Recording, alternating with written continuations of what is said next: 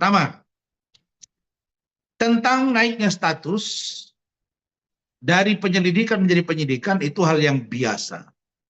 Jadi tidak ada yang luar biasa di situ. Karena itu saya hanya mengkritisi, ya, mengkritisi terkait dengan baru satu kali klien kami, Saudara Fadel Al-Fajar Bajili, diperiksa dalam rangka klarifikasi.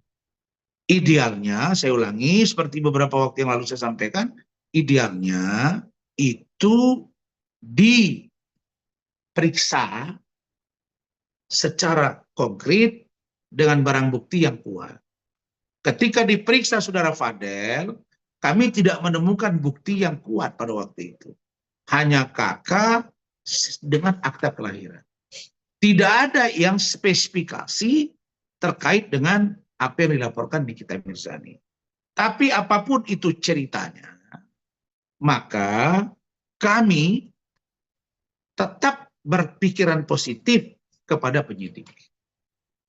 Namun, tim saya, keluarga Bajide dalam ini Pak Umar, Bu Titin, Fadel, Bintang, Martin, mereka ini melihat bahwa ada dugaan sesuatu yang terlalu dipaksakan begitu cepat. Nah, karena itu teman-teman semua, saya informasikan kembali bahwa minggu depan, ini sekarang Kamis, besok Jumat, Sabtu libur, Minggu libur, Senin, Selasa, atau Rabu, itu kami sudah akan mendatangi Polda Metro Jaya, yaitu untuk melengkapi laporan kami terkait dengan laporan Saudari NM terhadap Fadel dan pandangan hukum kami dari tim hukum mewakili klien kami untuk menyampaikan sesuatu kepada Propam Polda Metro dan Propam Baris Krim Mabes Polri. Apa itu? Saya belum bisa sampaikan, tapi nanti akan kami informasikan kepada teman-teman media semua. Berikutnya, kami juga sudah memberikan surat kepada Bapak Kapolres Polres Metro Jakarta Selatan dan juga Kapolda Metro, dalam hal ini Kapolda Metro Jaya, untuk meminta dilakukannya gelar perkara khusus sesuai dengan peraturan Kapolri tentang manajemen penyelidikan atau penyidikan. Ini penting untuk menjaga independensi dari proses penyelidikan, penyidikan, dan tahap-tahapan berikutnya.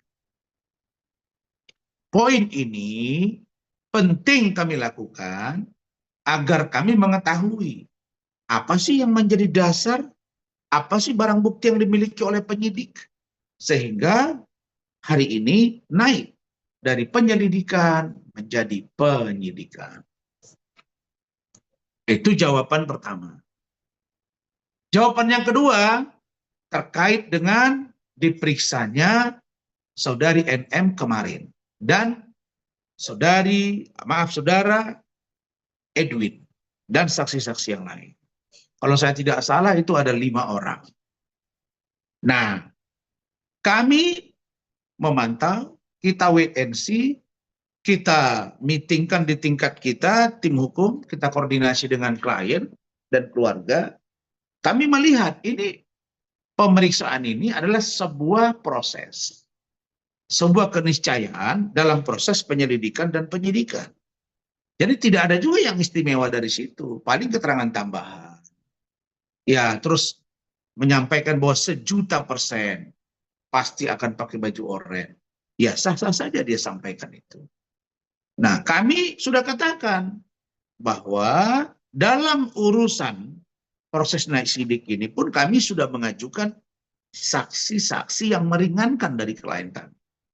Termasuk saksi ahli, termasuk E yang dari UK, termasuk Ibu JF.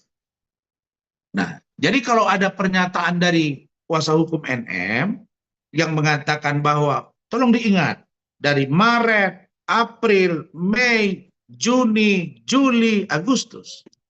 Kita paham. Itu kan maksudnya itu kan tempus kan. Maksudnya itu kan rentang waktu kejadian. Tapi jangan lupa bahwa LM itu sampai di Indonesia ketika di UK menumpang di rumah Ibu JF, berteman dengan E, itu ada proses yang saling terkait ke sana. Nggak bisa kita ujuk-ujuk langsung potong gitu loh. Kan anak ini bukan turun dari langit. Apa masalah dia ketika dia di UK? Dan menurut informasi yang sampai ke saya melalui Ibu JF, kalau saudari NM mengatakan bahwa sekolah atau school tempatnya LM itu menimba ilmu adalah nomor 2 di Inggris atau di London, kalau menurut Ibu JF kepada saya bukan. Bukan. Itu sekolah yang biasa-biasa saja, dan menurut beliau ke saya itu ada beberapa jam dari London ke sana. Kalau Ibu JF itu katanya saya dari kota London ke rumah saya, Pak Rasman nggak nyampe 45 menit. Tapi kalau ke tempatnya si LM itu berjam-jam. Saya nggak mau sebut berapa jam. Dan klasifikasi dari sekolah dimaksud di Taunton itu biasa-biasa saja. Jadi kalau ada yang mengatakan sekolah orang kaya, high class, menurut Ibu JF kepada saya, tidak. Tapi bukan itu yang menjadi perdebatan sekarang. Masalah sekolah itu bagus, terbaik atau tidak, itu tergantung orangnya. Kalau orangnya qualified, belajar sungguh-sungguh, dia akan menjadi yang terbaik juga. Gitu. Yang jadi persoalan sekarang saya mau sampaikan adalah bagaimana proses yang sedang berjalan ini bisa dirangkai dari UK. Dia tidak dibiayai oleh ibunya. Kemudian dia diduga disuruh untuk melakukan live dengan menjelek-jelekkan inisial A. Dia tidak mau LM. Kemudian dia disuruh untuk live. Dia tidak mau. Akhirnya di stop. Rentang waktu itu dia tidak ada biaya. Dia tidak bayar uang sekolah. Sekolah mengeluarkan dia. Berteman dengan E di Instagram atau di media sosial. Bersahabat. Akhirnya numpang ke rumah E. Kemudian oleh Ibu JF dimasukkan lagi ke sekolah. Dibiayai oleh Ibu JF. Ini keterangan mereka ke saya ya. Dari situ terakhir tinggal di rumah. Karena marah-marah NM kepada Ibu JF dan E, seperti yang kemarin kalian lihat heboh menjawab mereka. NM marah, sana marah. Saya heran juga ini nengok NM ini kok semua orang pada dilawani. Maksud saya ya kalau terhadap saya sekarang dia sudah mulai lebih smooth, lebih smart. Nah itulah mau saya gitu. Kita ini bertarung pada aspek hukum, bukan bertarung pada persoalan personal. Nah, jadi kalau saya sudah bilang, kalau dia fokus ke kasus, itu bagus. 100% saya dukung. Kami juga fokus kepada pembelaan. Ingat, yang dibela oleh Dr. Rasman Arief Nasution dengan tim itu adalah hak-hak hukum dari klien kami. Kita tidak membenarkan perbuatan yang namanya pencabulan, kekerasan di anak di bawah umur, apalagi aborsi. Kita tidak akan pernah benarkan itu.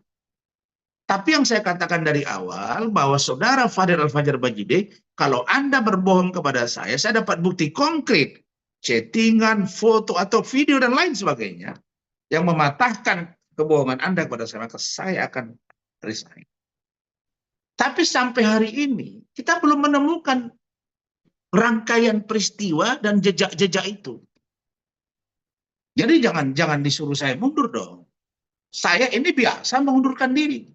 Kalian tahu, waktu KLB Partai Demokrat, Muldoko, kepala staf presiden loh pada waktu itu, mundur saya, bos.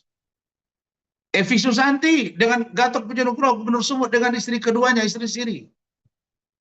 Setengah jalan saya keluar, bos.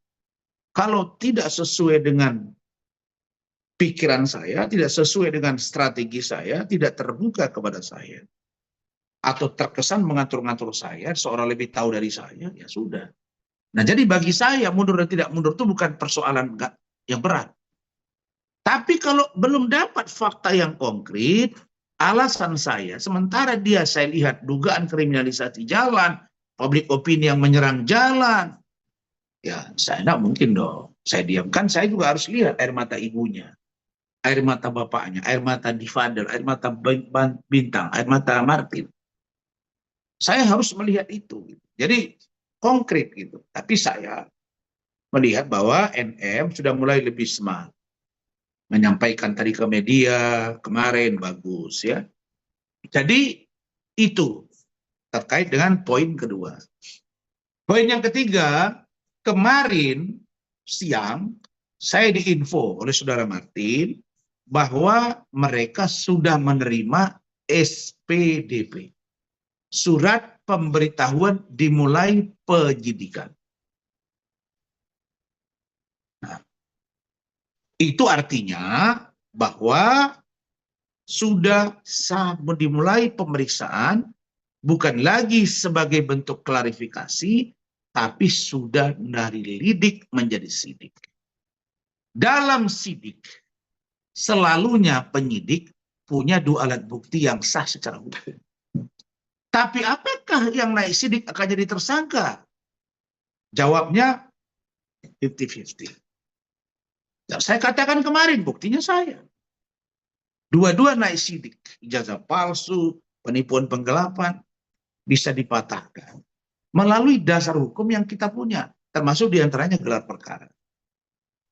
Nah, yang kedua, apakah naik sidik akan jadi tersangka otomatis? Belum tentu juga. Kalau dia tersangka, apakah dia akan menjadi terdakwa? Belum tentu juga. Kalau dia terdakwa, apakah terpidana? Belum tentu juga. Kapan kita bisa menyampaikan seseorang melakukan perbuatan pelanggaran hukum kalau sudah ada penetapan hukum yang bersifat inkrah, yaitu berkekuatan hukum tetap atau final and binding. Nah, SPDP sudah kami terima dan sampai dengan tadi sore saya komunikasi dengan keluarga Fadel bahwa kami belum menerima surat panggilan terhadap Fadel Al-Fajar Bajide untuk dimintai keterangan setelah LPNM naik menjadi penyidikan.